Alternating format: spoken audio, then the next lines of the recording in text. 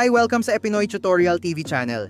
Para sa video na ito ay ipapakita ko sa inyo kung paano i-verify kung ikaw ay eligible para sa uplift assistance ng DSWD.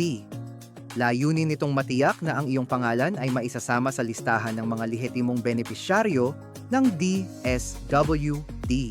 Inaanyayahan ng lahat ng benepisyaryo ng uplift assistance na i-verify ang kanilang pagkakakilanlan online sa pamamagitan ng BBM serbisyo, ang Online Beneficiary Verification Platform ng DSWD.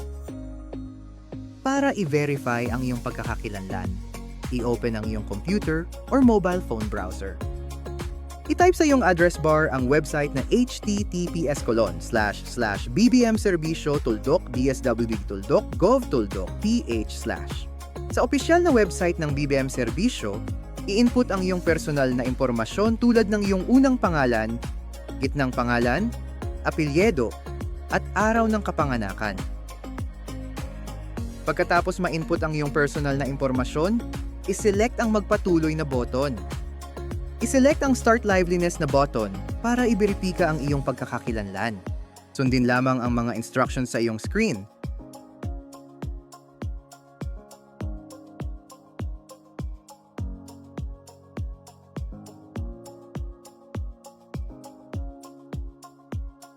Pagkatapos lumabas ang iyong national ID, i-select ang magpatuloy na button.